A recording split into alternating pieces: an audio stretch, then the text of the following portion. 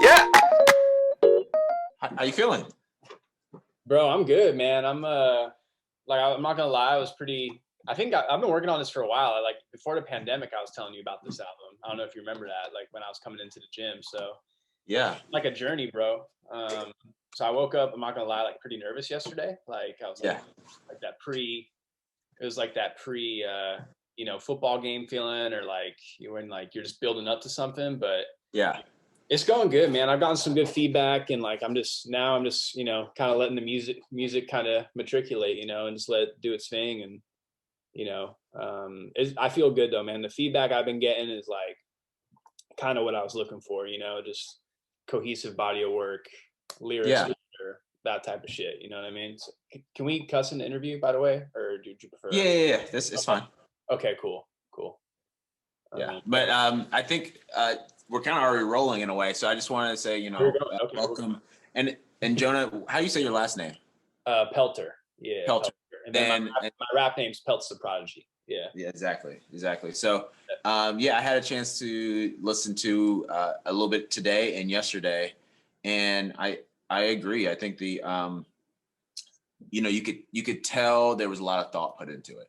Man. And you could tell that there was a lot of emotion kind of put into the piece, and that you were doing it from a very authentic place. When did the concept of the album come up? When did it start? Man, so my dad passed away in June of 2019, and I had already kind of planned on making a solo record, because before that I was in a group, and I'm still in a group called PB and Peltz. And just like a couple months after my dad passed away, I was just kind of starting making some music. And first couple tracks I made were actually All My Life and Missing You So, which oh, thank you, man. Thank you.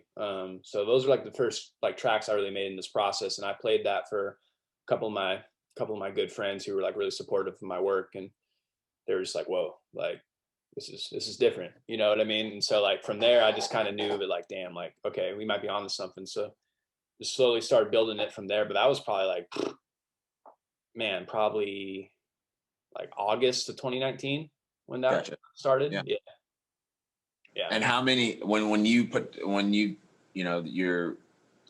long would you say really you seriously kind of got into rap and really wanted to make music? When did you really start doing that? Yeah, so I think we started taking it serious when we dropped our first album as PB and Peltz in 2018. And we were kind of just planning on putting that on SoundCloud, and then like we discovered DistroKid, which is how we put our music on Spotify and Apple Music, and that really changed the game.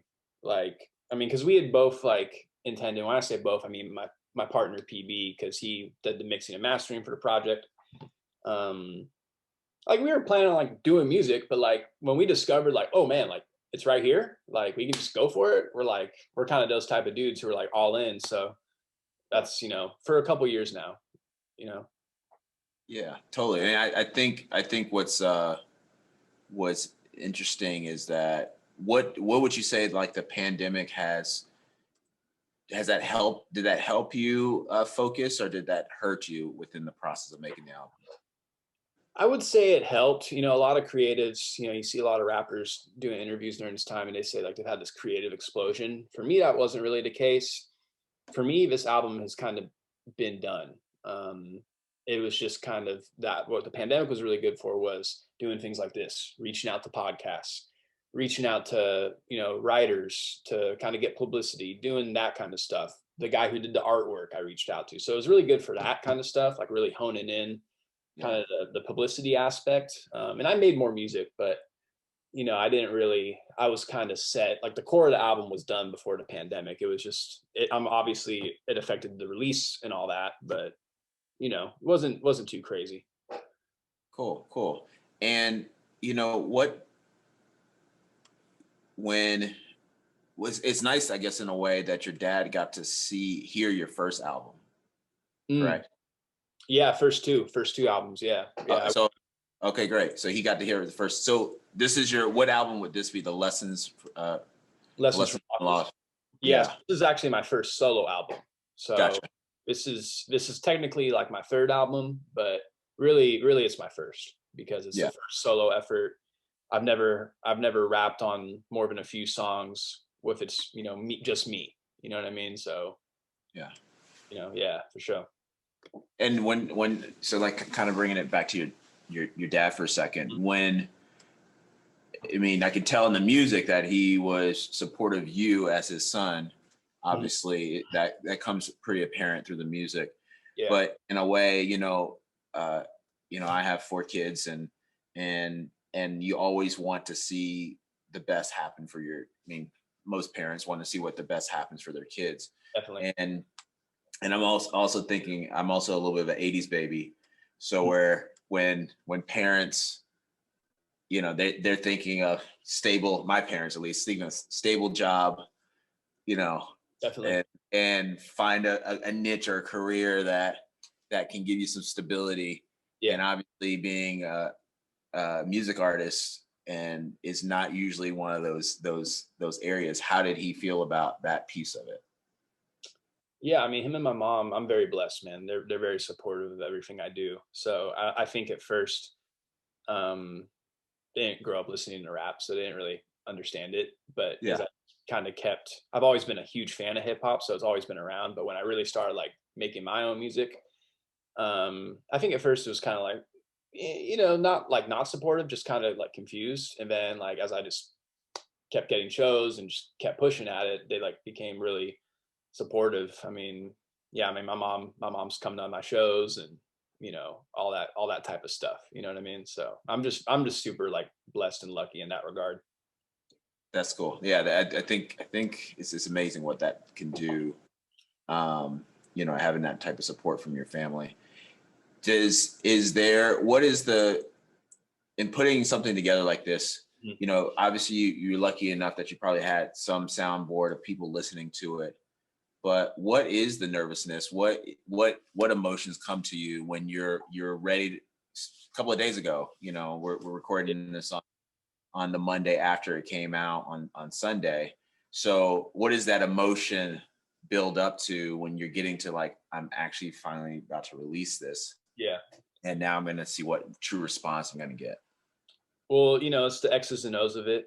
One of it's like, oh, I want to make sure this comes on Spotify solidly. I want to make sure it goes to my featured artists. They're good. I want to make sure everything's cool. Is homie gonna share? The X's and O's. Is this this is gonna sound dorky, but like you're a business owner. Like Yeah, is this Instagram post? What's the likes gonna be like? Are we gonna get this engagement? Like what's it's all because that's really all we have right now, right? As entrepreneurs yeah, is our social media. So I think it's just that, it really just comes from a place of care. You know what I mean? You just yeah, want everything to go smoothly, but ultimately you want people to hear the work and you want people to enjoy it. And you don't want to, rap is super humbling, bro. I mean, you can, you can do, you, you can like play something for someone and they're not vibing with it. It's like and so with this work, it's very, very personal. So yeah. just want it all to go well. You know what I mean? Oh yeah, no, I get it because you definitely you're pouring your heart out on the thing, and Oh man. so Yeah. has somebody said that to you on some previous work or things like that, and you had to kind of how have you learned to absorb that type of criticism? Well, one thing is it's art, so everyone's going to critique your art. It doesn't matter, if you're Drake or Jay-Z, Yeah, their art's still going to get critiqued. You know totally, what I mean? totally. And there's no scoreboard with music, right? Like it's not like football, it's not like basketball. Like there is no scoreboard. It's all subjective, right? So that's one thing. Some people like genuinely know music and music production and know what they're talking about. Then some people like have no idea what the hell they're talking about. So Yeah, you gotta kind of do that. But I mean, to me, for the people who I know who I like genuinely trust their ear and they know hip hop, I take it with a grain of salt, and I take um, I take their advice as best I can, and I also just kind of compartmentalize with myself that like this is early, bro. Like with every release we do, every video, like I want to look back and be like, all right, cool, that was great for then, but how can we take that and make it better? Like, all right, yeah, cool, we got 1,000 views in 4 days. Can we get to 3,000 views in 3 days? You know what I mean? Yeah. Like just constant improvement, you know? Is so you kind of said that and within the numbers, what does success look like for you? Success for me right now, because I'm really still building my fan base. You know, this is again my first record as Peltz the Prodigy. You know, Yeah. before I'm in a group. This is really the first solo effort. You know, if it's other than a single or two. This is first body work. So to me, it's success with this project is having people just really respond to it, like how we were talking about earlier, and then just, you know, numbers wise, if we could, you know, we already doubled our following on Spotify in one day. So That's I awesome. think, you know, thank you. So like success is just keeping those numbers up, and just, you know, if I could get to 1,000 streams on a song, that would be great. If I could get to 1,000 views on a video, that would be great, you know, but it's really just that continual build is what I'm looking for, you know? And are you going to do that? Is there a strategy behind, like, are you going to do that with volume, or are you going to do that with less in quality? What's our trying Yeah. to do a both? How does that look? So right now I'm really just focused on this project. I have videos coming out. In fact, by the time this airs, so the Missing You So video will be out. So everyone go tap in with that on YouTube, Peltz the Prodigy, Missing You So. But you know, it's you know, it's really just like, for me, it is quality over quantity. I definitely want to get in the habit of, you know, making multiple releases a year, and I'm hoping to release another project this year. But really, it's just quality, man. Just making sure the craft is right. I feel like so many people, not only in hip hop, but just in so many fields, and you see it, I'm sure, in fitness, right? Yeah. I just want to blow up. I just became a certified personal trainer 30 days ago. You know, come work out with me. I know everything, right? Yeah. And like, that's cool. You know, I Yeah. respect that, but like, it's like, I want that gradual build, man. I'm trying to do this for a long time. So I want that, like, you know, as long as I'm just getting better each time, you know, like, and the quality's there. Like TDE is a group. I'm sure, you know, Kendrick, Yeah, Schoolboy, Rock. exactly. They're a group I really admire because they really like develop their artists, you know, like, you know, obviously Kendrick is like God level MC. So like he can go 4 years without dropping an album. But really before, like, Kendrick was Schoolboy Q's hype man and J Rock's hype man for years. Yeah. You didn't see, like, he was featured on stuff, but he really didn't have his major release till a couple years. You know, so for me, it's about the build up. Like, I know like this album is a really good body of work and it's my best work yet, but I'm already like listening to it, hearing like, yo, like, all right, could have done that part better. Could have dropped, you know, this video more in advance. The planning could have been more on point. So just learning, bro. Honestly, I'm just trying to learn and just get better every time, you know? So Jonah, when I was reviewing the album a little bit, and obviously your dad is a big theme within the album. Mm. But when you have a album named Lessons from Losses, what's in there that kind of, where are you drawing that from? Yeah, so obviously the healing process from grief is huge, but I'm so glad you asked that because it is much more than that. So just little losses, right? Maybe like we were talking about with the music, maybe you drop something and you're thinking it's that one and you're like, nah, like, Yeah. or you do a concert, you plan a concert for a couple months, show up, and the equipment you need is not provided to you by the promoter, and you drove 70 miles to get there. You know what I mean? Yeah. Learning, but and then like it's very spiritual in a sense too, man. You know what I mean? I feel like I've just grown spiritually, and just kind of developed a deeper sense of self and growth, not just from losing my dad, but just going through certain situations with my friends, and just seeing certain people I looked up to, maybe going down a certain path that I was surprised about, and just kind of learn how to navigate through this thing called life, man. You know what I mean? Just, it's a kind of a coming of age kind of thing, as I mean, when you go from, like, especially in a little town like here, you go from like being in high school and all that, and then you kind of start getting out into the real world. You're like, you know, that ignorance you have, like certain people, like ignorance is bliss. Like, oh man, like that's what's going on, you know? And so it's just learning from that, man. You know what I mean? Yeah. What dive deeper into that? What because you grew up here in Calistoga your whole life, or what was Born and raised all the way. born and raised Calistoga? So what is that eye-opening moment? Because that's you're saying one. There's one there, Yeah. obviously, or probably multiple there. But what's one of those things? Seeing people who you looked up to, who were maybe friends with your siblings or something, and you always looked up to kind of as that OG, right? And maybe they're just not doing, maybe they're on drugs, maybe they have a drinking issue.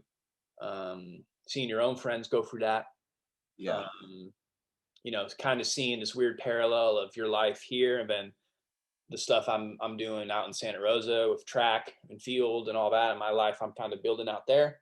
yeah, Just kind of seeing like, oh, okay, like, you know, and I'm not trying to paint an image of like Calistoga is this messed up place. I'm just, you know, it's what it is. It's just seeing like, oh, you know, like this dude's like hella talented, but he's just over here doing this.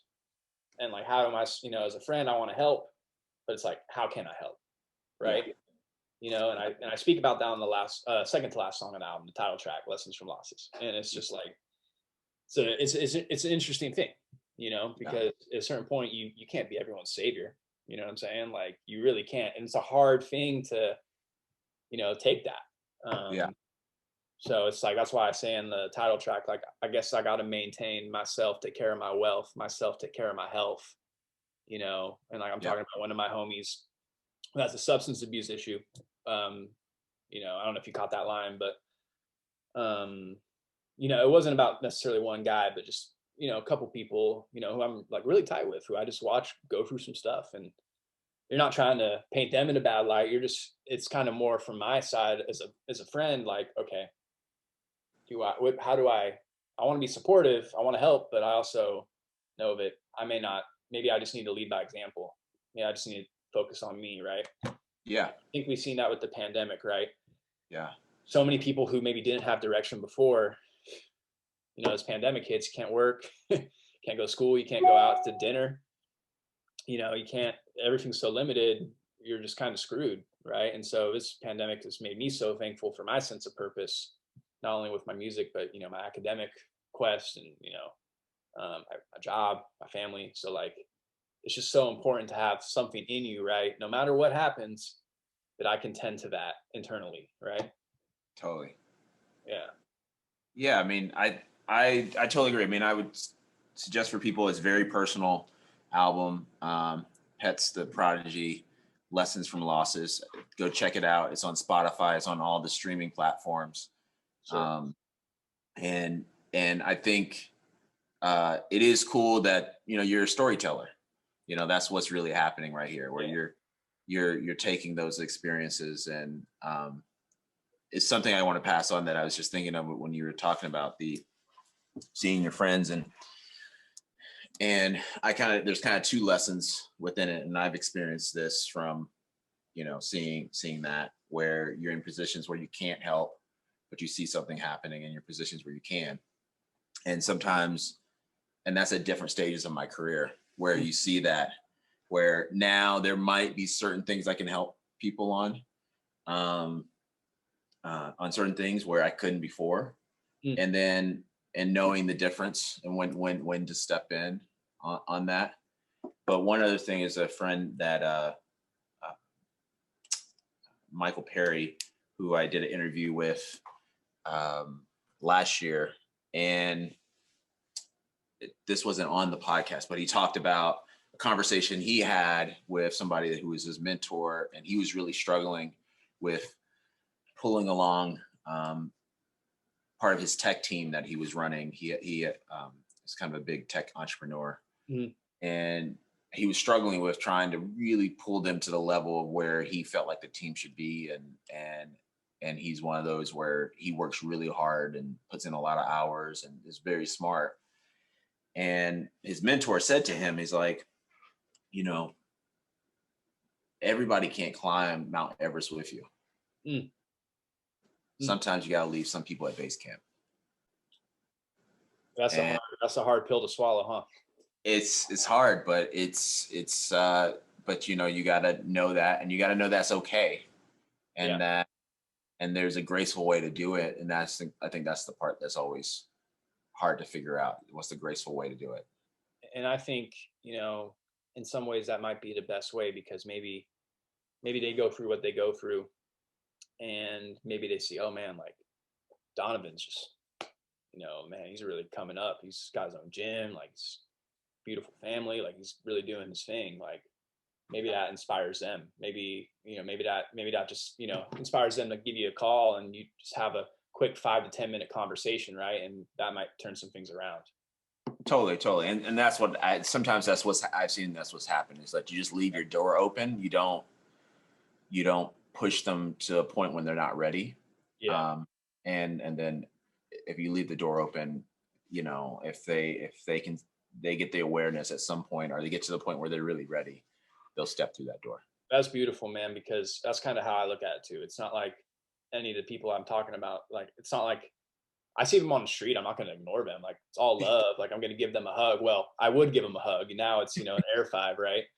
Yeah. But it's not, I'm not, a couple years ago, it was like, hey man, let's do this. Let me help you. Like, I had one friend who I really was trying to, help get employed. And he just, I kind of realized it wasn't, it wasn't the jobs, it was him. And so it kind of just started being like, all right, well, it's all love. Like, we still talk, it's all good, but I'm just kind of like, doors open, but I'm not gonna try and be that savior anymore. You know what I mean? Totally. Yeah. Well, let's get into something fun. Earlier I texted you, we're gonna do our draft. Yeah. And I love doing this with people who are music lovers, and especially hip hop lovers here. So I'll kind of set it out for the audience what the draft is going to be. And so let's get it. We're gonna pick. We're gonna go back and forth. I'm gonna let you have the first pick since you're the guest. Okay. We're gonna do our top five. We're gonna pick five, and it might not be our top five because you might pick one of mine. But we're gonna pick 5 artists each that we love to work out to. And they had to kind of blow up at some point between 2010 and present day. So pretty much the last decade. So you might have somebody who might had their first album in 2008 or something like that. But when did they really blow up? That's what I'm thinking. Okay. That's fair. Are you down for that? I like that. All right. So when you work out, actually, before I ask this, when you work out, do you listen mainly to rap, or do you listen to other music too? Oh man, I mean, listen to rap. I've come up to you and be like, yo, man, like, you heard this new Big Sean song? Come on. Yeah. All day, man. All day. B-boy. All right, cool. Yeah. So I'll let you go first. What's the first pick? First pick for me from the beautiful city of Philadelphia. I got to go with my man Meek Mill. Oh, yeah. Yeah. Nothing gets me going like some Meek Mill. In the gym. It's interesting. I had definitely had that on my list. Meek has definitely an energy to his music that, I mean, he does have some ramp down songs, but most of his songs you're about to ramp up. And messaging too, man, that's hard to do with like the energy, but then there's also like, he's conscious, man. It's crazy. Okay, my first pick, I'm gonna go 2 Chainz. Okay, I see the Atlanta connection. It's the Atlanta connection. Okay, respect. He has energy in his music. I think he also has comedy in his music. I kind of like some of the comedy stuff that he throws into his lines and stuff like that. So, and I just kind of went through and like I listen to him a lot when I'm working out. So I'm gonna go 2 Chainz. Lines, but I don't know if I can say him on this in this format right now. That's a good pick. Yeah, because sometimes you need that humor element. Like if it's a heavy like max day or something, and you're just kind of struggling through the workout, but you hear like a little 2 Chainz. Lil Wayne's good for that too. Yes, he is. Exactly. They're very similar. They're under the same kind of umbrella. Some humor. All right. Who's your second? Number 2. So we get five picks. We're gonna get 5 picks. Okay, man. Okay. All right, I'm gonna go. Man, there's so many. I'm gonna go with Run the Jewels. Oh, Yeah. that's so good. All right. Yeah, damn. All right. Are they on your board too? Am I just out here just snatching picks? Wow, that's you just because of that, you might win the draft right there. Well, it's early, man. It's early. You still got a couple picks. You know? What do you like about Run the Jewels? Man, just their I'm pretty into politics and stuff, and so just their way to just kind of capture political issues in a way that is just so in your face. LP's production is just insane. Yes. And I think it's a great, I love, LP's like in Atlanta or not Atlanta, New York, kind of underground. He was in Company Flow back in the day, like very like obscure type of hip hop. And then Killer Mike came up in Outkast, you know. So having them come together and making this like beautiful thing, I just love that. I think that's like what hip hop and music's all about. You know what I mean? Just bridging these gaps. And I mean, dude, their music's just so in your face. Like, you know, how can you can't listen to Run the Jewels on a run and like not like beat your mile PR, you know, like it's impossible. No, that's very, very, very true. That's a great pick. So my second pick, I'm gonna go Big Sean. Detroit is so fire. Yeah, he definitely has those songs where you know you can get hype off of, but he also has. I mean, what's interesting, he talks a lot about like the mental aspect of things. Man, there's a lot of mental kind of delivery in his music, so I appreciate him. Yeah, that's a great pick. Yeah, his last 2 out, like I used to not really like him that much. I thought a lot of his, he kind of has the, you know, back in the day he had the 2 Chainz kind of funny lines. Yeah. You know, so like I liked some of his music, but I wasn't like jumping to get the next Big Sean out. But when he dropped I Decided, I was like, wow, like this is crazy. Like very good. He does not get, he's very popular, but he does not get enough shine in like the Kendrick, Drake, Cole conversation. You know what I mean? Totally. So speaking of that, man, I'm gonna have to go. All right, so I got who I got. Run the Jewels. I got Meek. Yeah, I'm gonna have to go. Gosh, I'm really torn right now between these 2 guys. You know, I'm gonna have to go. I'm gonna have to go with my guy Kendrick, man. Yeah. I was gonna pick him if you didn't. To me, Kendrick's the greatest rapper ever, like hands down. Yeah. Dead or alive. And he's, to me, he's there's like it's not even that close, to be honest, to me. Yeah.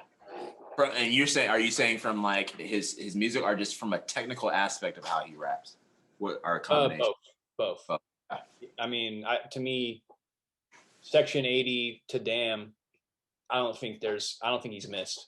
And like the amount of stuff he can cover, he's got the conscious, he's got the hype, he's got, you know, the chill smoking vibes, all that, man. I think, he's just insane. Yeah. I can't disagree with that. Yeah. I'm gonna have to pick the next person just because they're prolific. I'm gonna have to go with Drake. Oh shit. Dude, that was what I was torn. I was like, all right, do I go Drake or Kendrick? You know, because it's hard.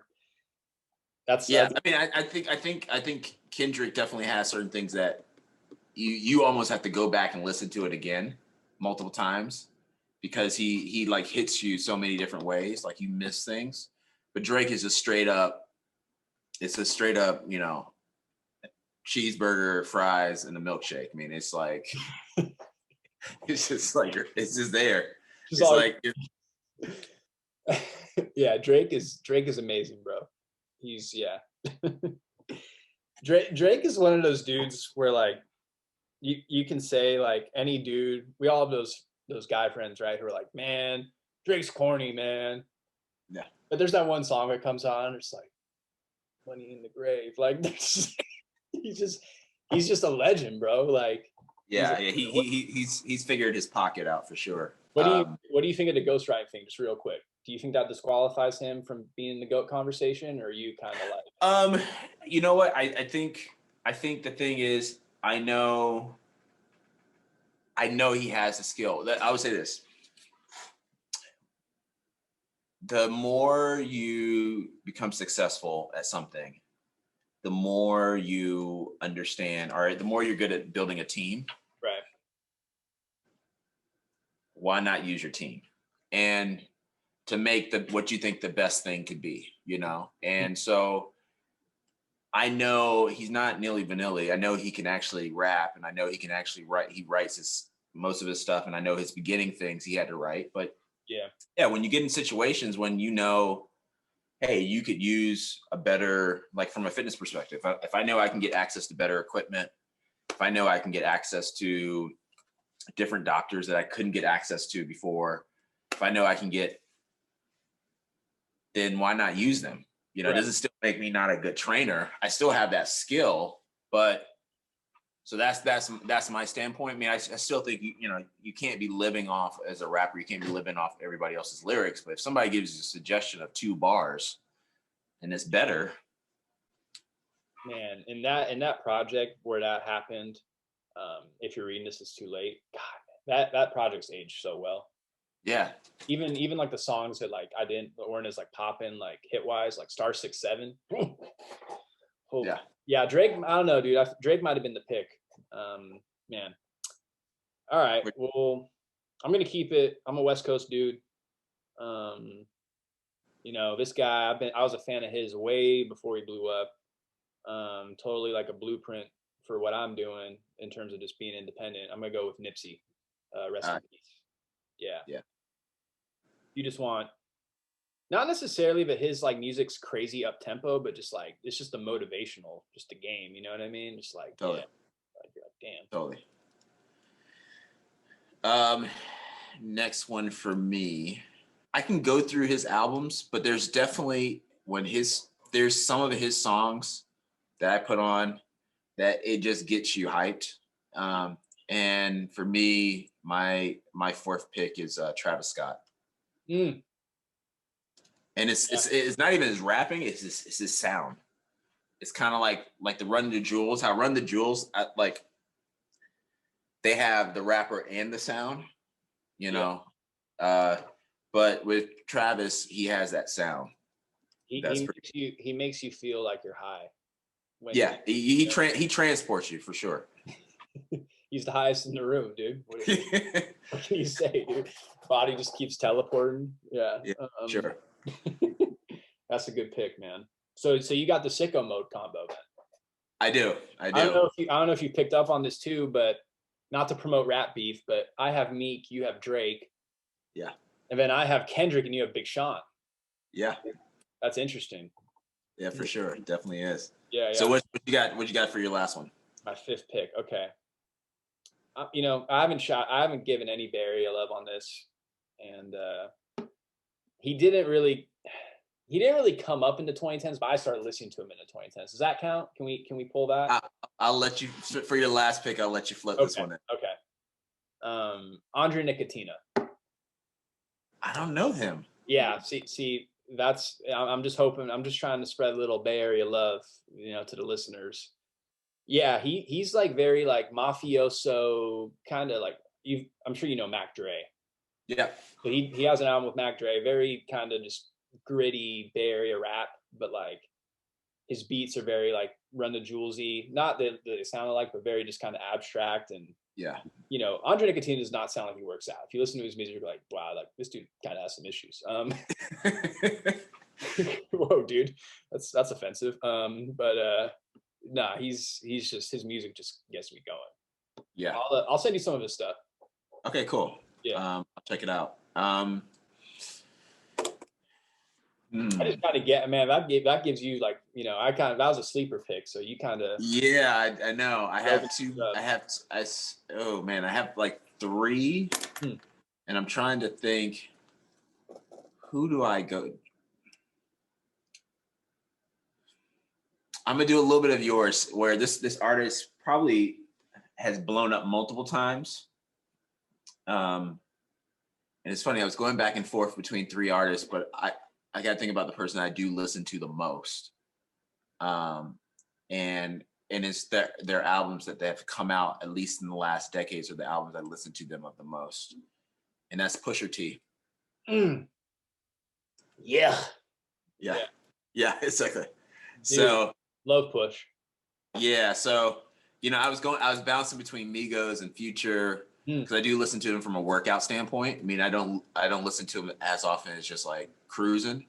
Yeah. But Pusha T, I do listen to. I've listened to his last couple albums Dude, fairly regularly. Well, this was fun. So let's recap yours. You had Meek Mill. Yep. Run the Jewels. Mm-hmm. Kendrick. K-Dot. Nipsey. Sure. And the last one was Andre Nicotina, aka Dre Dog. Yeah. Great. And then I had 2 Chainz, Big Sean, Drake, Travis Scott, Pusha T.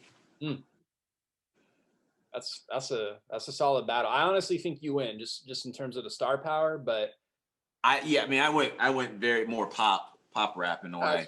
But that's okay though. I mean, hip hop's hip hop, Totally. Well, this was a lot of fun. I think we'll definitely have to connect and do this again when some new music of yours comes out again. Appreciate or that. If not, we can do another draft down the road and just pop on for a segment like that if you want to do that. I'm with it, man. Do you have anything you want to say to the people? Where people can find you, that type of stuff. Absolutely. First off, man, thank you for having the platform and welcoming me on, and shout out to your whole team. Follow me Instagram, Twitter, Facebook at Peltz the Prodigy, Peltz for Prodigy. Maybe I'll send you a link to maybe put in the video or something. Yeah, I'll put it. I'll just at least put it where they can see it, and then the link. PeltzTheProdigy.com. Give this album a listen, even if you're, maybe hip hop isn't your go-to. This is a story. This is about healing. This is about getting better, just all around in life. So give it a listen. If you like it, share it, stream it. I got merch coming. I got videos. So, just get at me, man. We're making big things happen for the city, man. Cool. Well, thank you again. And I'll catch you next time. Hey, cheers, bro. Appreciate you, man.